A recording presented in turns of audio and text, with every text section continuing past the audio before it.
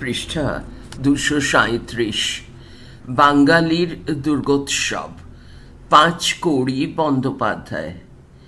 শ্রুতি বলিতেছেন ড্যাশ উদ্ধৃতি শুরু, রাসো বই সাহা উদ্ধৃতি শেষ।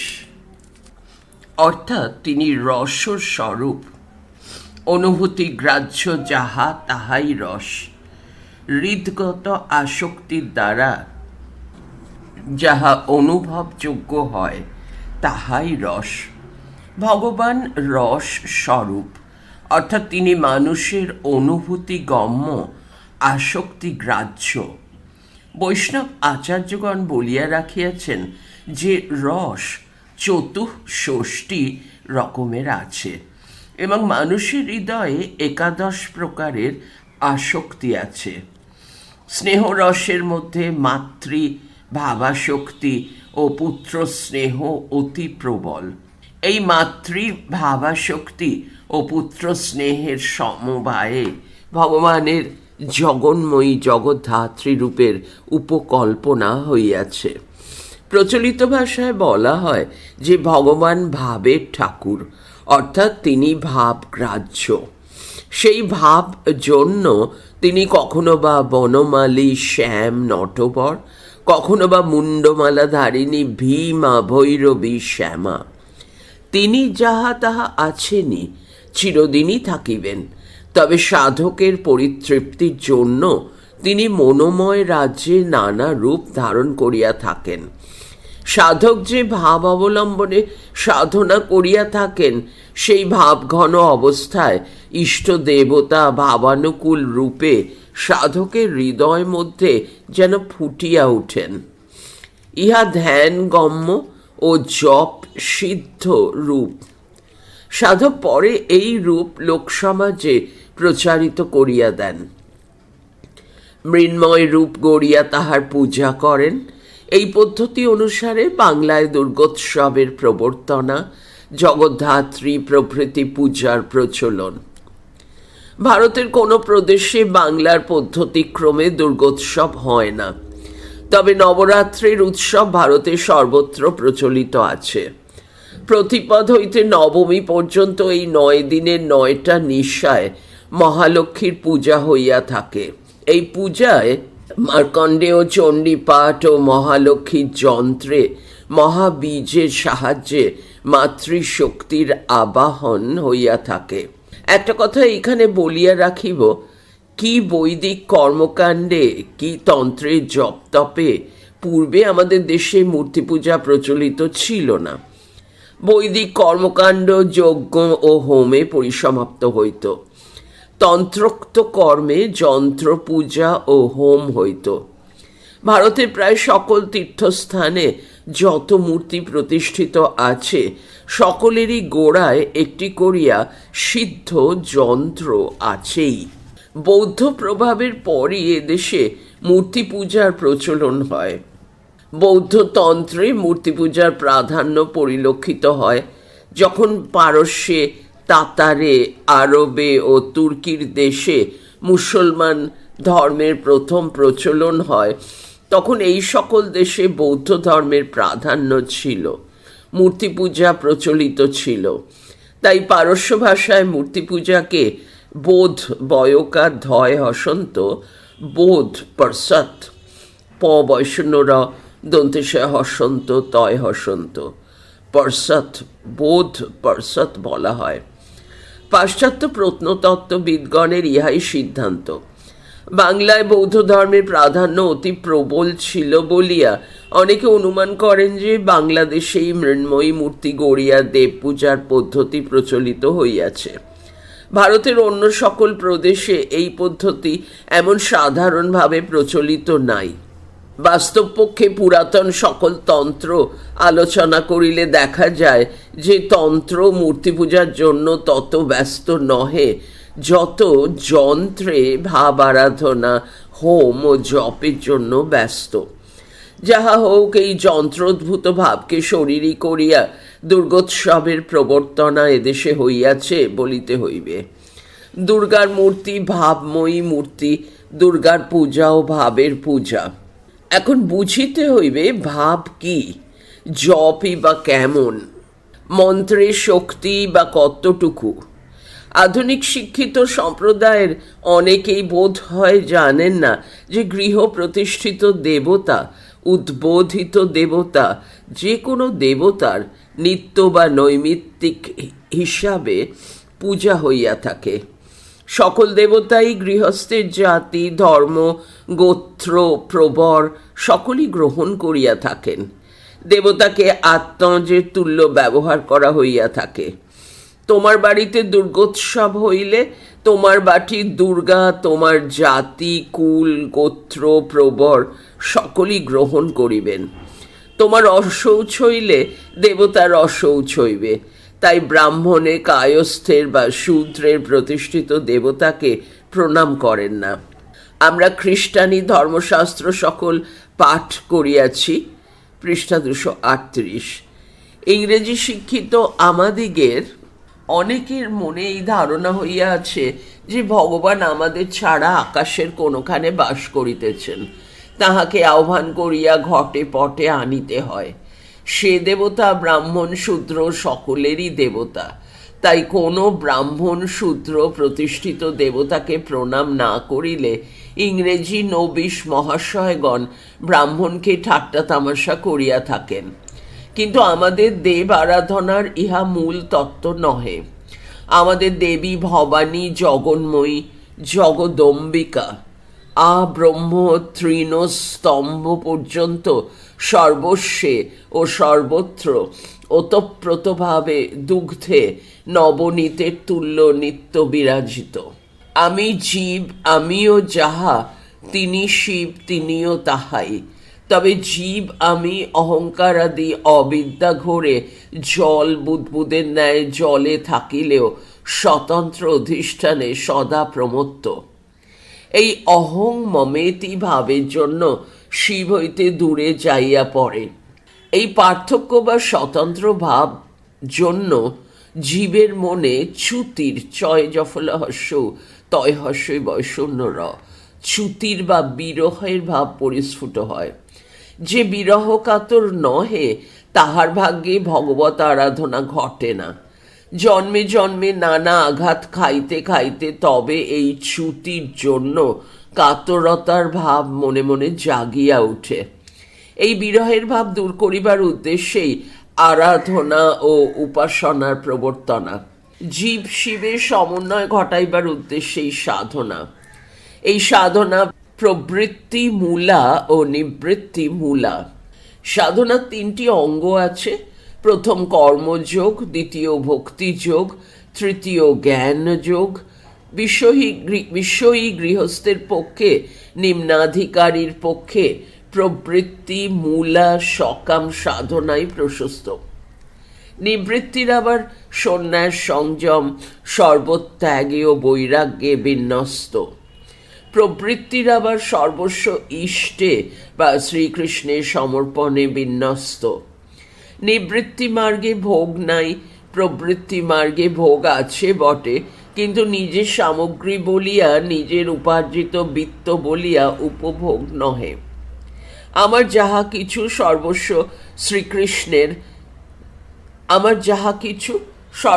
শ্রীকৃষ্ণের, পুত্র, বিত্ত, ঐশ্বর্য, গৃহস্থালী সর্বস্ব শ্রীকৃষ্ণেরই।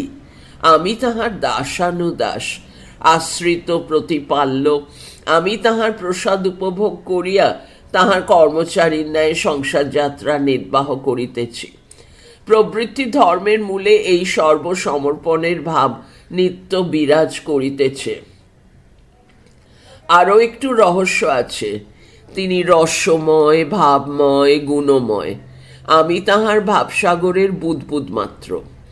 আমার অহংকার চূর্ণ করিয়া তাহাতে মিশিতে হইলে আমার হৃদগত রসের বা আসক্তির একটি ধারা দৃঢ়ভাবে ধরিয়া তদ্ভাব ভাবুক হইয়া তন্ময়তা লাভ করিতে হইবে। তবে আমার জীবন মুক্তি ঘটিবে। তাই ভক্ত রামপ্রসাদ গান করিয়াছিলেন, উদ্ধৃতি শুরু: এবার শ্যামা তোমায় খাবো, তুমি খাও কি আমি খাই মা, দুটোর একটা করে যাব। বিষয়চিহ্ন উদ্ধৃতি শেষ। অর্থাৎ হয় আমি মাতৃভাবে ডুবিয়া মা ময় হইয়া যাইব, নয় মা আমাকে তাহাতে মিলাইয়া লইবেন। ভক্তিসূত্রকার বলিয়াছেন ড্যাশ উদ্ধৃতি শুরু, ঈশ্বর তুষ্টেহে একহপি বলি, নারী উদ্ধৃতি শেষ। ঈশ্বর তুষ্টির জন্য একটা আসক্তিকে প্রবলভাবে ধরিলেই কার্যসিদ্ধি হইতে পারে। দুঃখ নিবৃত্তি ও সুখোপপত্তির উদ্দেশ্যেই সাধনা। অহংকারের জন্যই দুঃখ, কেননা আমার আমিত্বের প্রতিষ্ঠা করিবার চেষ্টা করিলেই পদে পদে বাধা পাইতে হয়। উদ্ধৃতি শুরু, বাধ না লক্ষণং দুঃখমিতি, দাঁড়ি উদ্ধৃতি শেষ। বাধাই দুঃখ, অতএব বাধা দূর করিতে পারিলেই দুঃখ দূর হয়। বাধা যখন আমিত্বে, তখন এই আমিত্বের নাশ করিতে পারিলেই সুখ। রসময় ভাবময় আনন্দময় শিবে আমিত্বকে ডুবাইতে হইবে। আসক্তিকে ধরিয়া এই নিমজ্জনের চেষ্টা করিতে হয়। আমার আসক্তি আমার আত্মজ, আমার গোত্র প্রবরধারী। তিনি আমার ভাবের সন্তান, রসের বিতান। তাহাকে পিতা বলি, গুরু বলি, সখা বলি, মাতা বলি, পুত্র বলি, এ সকল সম্বন্ধই তো আমার ভাবজ। আমি ডাকি বলিয়াই তো তিনি আমার মাতা পিতা বন্ধু সখা গুরু কর্তা প্রভু পরিত্রাতা। ইহ সংসারে আমি যাহাদের মাতা পিতা ভ্রাতা পুত্র বলিয়া ডাকি, তাহারা যেমন আমার গোত্র প্রবর জাতি বর্ণধারী, তেমনি আমার দেবতা আমার সম্বন্ধে ভাব সংবদ্ধ হইলে তিনি আমারই হইয়া থাকেন, আমার ভাবের সন্তান বলিয়া পরিচিত হন। বিগ্রহ পূজার গোড়ায় এই মাধুরীটুকু আছে।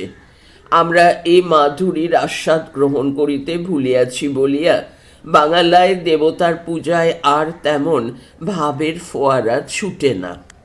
দুর্গোৎসবে মা কন্যারূপে বাঙালির গৃহে আসিয়া থাকেন। ভক্তের মাই সর্বস্ব, মাকে লইয়াই তাহার ঘর গৃহস্থালী। কন্যারূপিণী জগন্মাতার তাই শ্বশুর বাড়ি আছে, স্বামী আছেন, বৎসরে বৎসরে এই সময় তাহাকে বাপের বাড়িতে আসিতে হয়। মায়ের আমার সাংসারিক সুখ দুঃখ আছে, অভাব অভিযোগ আছে, জ্বালা যন্ত্রণা আছে, তাই তিনি জ্বালা জুড়াইতে বাপের বাড়ি আসেন। পৃষ্ঠা 239। কাজেই ভক্ত রামপ্রসাদ গান করিয়াছেন উদ্ধৃতি শুরু, এবার আমার উমা এলে আর আমি পাঠাবো না, বলে বলবে লোকে মন্দ, কারো কথা শুনবো না। আমি শুনেছি নারদের মুখে উমা আমার থাকে দুঃখে, শিব শ্মশানে মশানে ঘোরে, ঘরের ভাবনা ভাবে না। যদি এসেন মৃত্যুঞ্জয় উমা নেবার কথা কয়, তবে মায়ে ঝিয়ে করব ঝগড়া, জামাই বলে মানব না। দাঁড়ি উদ্ধৃতি শেষ। এমন ভাবঘন স্নেহের অভিব্যঞ্জনা বাঙালি ভক্ত ছাড়া আর কেহ করিতে পারে না। জগদম্বা কন্যা যখন কন্যা, তখন ঠিক বাঙালির মেয়ে হইয়া তাকে আমার কাছে আসিতেই হইবে। আমার ভুলি পুঁটি বুড়ি যেমন আমার মেয়ে, উমা গৌরী পার্বতীও আমার তেমনই মেয়ে। যখন ভাব ধরিয়া তাহাকে ডাকিতেছি, তখন ঠিক ভাবের মতো রূপই তাহাকে ধরিতে হইবে। ভাবের পূজার মহিমাই এইটুকু। ভগবানকে ভাবময় রূপে পূজা করিতে হইলে সেই ভাবের ভিতর দিয়া তাহার সর্বৈশ্বর্যের স্ফুরণ হইয়াই থাকে। এইটুকু জপে বুঝা যায় যে ভাবের যে বীজ লইয়া যথোপচার জপ করিতে আরম্ভ করো না, সেই জপের ফলে প্রথমে বিভীষিকা, পরে প্রলোভন, শেষে সামীপ্য ঘটিবেই ঘটিবে। সব সাধনার আদিতে যে বিভীষিকা দেখা যায় সে সকলই মানস, প্রাকৃত নহে। ইংরেজিতে তাহাকে হ্যালিউসিনেশন, HALLUCINATION, হ্যালিউসিনেশন বলো আর যাহাই বলো না কেন, জপের ফলে সিংহ, ব্যাঘ্র, সর্প, ডাকিনী, যোগিনী প্রমথগণের দ্বারা নানা বিভীষিকা দেখিতে পাওয়া যায়। মুমূর্ষু ব্যক্তিও এমনই বিভীষিকা দেখে। বিভীষিকা সামলাইতে পারিলে পরে প্রলোভনের উদ্ভব হয়। অপ্সরী কিন্নরী কত আসে, কত নাচে, স্তূপে স্তূপে কত মণিমুক্তা দেখিতে পাওয়া যায়, কত ধন দৌলত পায়ের তলায় গড়াইয়া পড়ে। ভয় ও ত্রাসের উপর বিভীষিকার প্রভাব, কাম ও লোভের উপর প্রলোভনের বিস্তার। এই সকল কাটাইয়া উঠিতে পারিলে তবে ঐশ্বর্যানুভূতি ঘটে। কি জানি কেন, কোন শক্তির প্রভাবে ঘটে তাহা জানি না, কিন্তু শেষে দেখিতে পাই হেতিপেতি যন্ত্রমন্ত্র ধারিণী, সর্বশক্তিময়ী, সর্বভাবময়ী, বরাভয় দায়িনী, জগন্ময়ী, অপূর্ব রূপে হৃদয় আকাশে স্থির দামিনীর ন্যায় কোটি সূর্যের দ্যুতিতে ফুটিয়া ওঠেন। যে যথারীতি জপ করিতে পারিয়াছে, জপে সিদ্ধ হইয়াছে, তাহার ভাগ্যেই এমন অপূর্ব দর্শন ঘটে। এই ঐশ্বর্য দর্শন হইতেই দুর্গোৎসবে দশভুজা মূর্তির পূজা এদেশে প্রচলিত হইয়াছে। প্রবাদ আছে যে গোরক্ষনাথ সর্বপ্রথমে এই রূপ দর্শন করেন। তাহার শিষ্য বিরূপাক্ষ এ সমাচার পান। বিরূপাক্ষের শিষ্য সদানন্দ স্বামী সর্বপ্রথমে দুর্গোৎসব করেন। কৃষ্ণানন্দ আগমবাগীশের সময়েও বাংলায় কালী পূজা প্রবল ছিল। নবরাত্রের মঙ্গলচণ্ডীর পূজা ঘটে ও যন্ত্রেই হইত। সদানন্দের পদানুসরণ করিয়া আগমবাগীশী এই দশভুজার পূজার প্রবর্তন করেন। তন্ত্রভাবের অক্ষয় খনি, দুর্গোৎসবের ভাবের সকল ঐশ্বর্যের বিকাশ হইয়াছে। চালচিত্র হইতে আরম্ভ করিয়া নবপত্রিকা পর্যন্ত দশভুজা মূর্তির সর্বস্বে ভাবের দোতনা আছে। সে ভাব মার্কণ্ডেয় চণ্ডীর ভাব। ব্রহ্ম তৃণস্তম্ভ পর্যন্ত যে মা জগৎ জুড়িয়া বসিয়া আছেন প্রবৃত্তি নিবৃত্তিতে, যে মা রি হয়রফলা দীর্ঘই, শ্রী ধী ধয় দীর্ঘই, লজ্জা, তুষ্টি, শান্তি, খান্তি, কয়মতন্বশয় আকা দন্তের নয়তয় হর্ষই, খান্তি, তৃষ্ণা, তৃষা, তৃষ্ণা, নিদ্রা, মায়া রূপে বিরাজমানা, সেই মায়ের অভিব্যঞ্জনা দশভুজা। দুর্গোৎসব ভাবের অশ্বমেধ, রসের রাজসূয়। দুর্গোৎসবে মা মহালক্ষ্মী, মহামেধা, মহাঘোরা, মহামায়া। তুমি এ ভাবের ভাবুক হইলে তবে তো ইঙ্গিতে বুঝাইতে পারি এ মা কেমন, এ মা কিসের। কিন্তু যাহা মুকাস্বাদনবৎ যে বুঝিয়াছে সেই মজিয়াছে, তাহা তো ভাষায় বুঝাইবার উপায় নাই। একটা কথা বলিয়া রাখি, তন্ত্রে বা কর্মপ্রধান শাস্ত্রে খোশখেয়ালের কথা নাই। কর্ম আছে, কর্মের ফলশ্রুতি আছে। পৃষ্ঠা 240। কর্ম করো, ফল পাইবেই। যদি যথারীতি কর্ম করিয়া সদ্গুরুর আশ্রয়ে সাধনা করিয়া ফল না পাও, তবে জানিও সে কর্ম মিথ্যা, সে গুরু জুয়াচোর। তাই তন্ত্রের ধর্ম বুঝাইবার নহে, করিবার ধর্ম, কর্মীর ধর্ম। যে কর্ম করিয়া ফল পাইয়াছে সে উহাতে মজিয়া গিয়াছে, পাগল হইয়া গিয়াছে। তাই দশভুজার পূজারও কিছু ব্যাখ্যা করিবার নাই। ব্যাখ্যা করিতে হইলে আগাগোড়া তন্ত্র তত্ত্ব বুঝাইতে হয়। যাহা বুঝানো যায় না তাহা করিয়া কর্মিয়া দেখাইতে হয়। বাংলায় কর্মী লোপ পাইয়াছে, তাই কর্মও লোপ পাইতেছে। কর্মভ্রষ্ট অনেকে ভণ্ড বাঙালার কর্ম পণ্ড করিয়াছে। কিন্তু বাঙালি ইষ্ট দেবতাকে লইয়া একটি অপূর্ব ভাবের হাট বাজার বসাইয়াছিল। কি বৈষ্ণব, কি তান্ত্রিক, সবাই সংসারটাকে ইষ্টের সংসারে পরিণত করিয়াছিল। অহংকারকে ভক্তির দৈন্যে এমনই আখিয়া চুখিয়া মনোময় করিয়া ফেলিয়াছিল যে সংসার দাবদাহের জ্বালা 12 আনা কমিয়া গিয়াছিল। একদিকে রামপ্রসাদ প্রমুখ ভক্ত তান্ত্রিকগণ, উদ্ধৃতি শুরু, আমি তুয়া দাস দাসী, আমি তুয়া দাস দাস দাসী পুত্র হই বলিয়া মাময় হইয়া থাকিতেন। অন্যদিকে বৈষ্ণব ভক্তগণ সর্বস্ব শ্রীকৃষ্ণের সমর্পণ করিয়া মধুর রসের অপূর্ব মদিরা ধারা পানে নিত্য বিভোর হইয়া থাকিতেন। রঙ্গ রস ছড়া কাব্য গান সকলেই কালী কৃষ্ণ শিবকে লইয়া চলিত। তখন বিদ্যাসুন্দরেও মা কালীকে আসিয়া হাজির হইতে হইয়াছে। অচ্যুত গোস্বামী ও রামপ্রসাদ উভয়েই কালী ও কৃষ্ণ লইয়া পরিহাস উপহাস করিতেন। সবাই যেন ভাবে ডগমগ করিতেন, ভাবের ঘোরে মাতোয়ারা হইয়া থাকিতেন। বাঙালি ভক্ত ও কবি কখনোই এই ভাবের খেলায় তত্ত্বহারা হন নাই।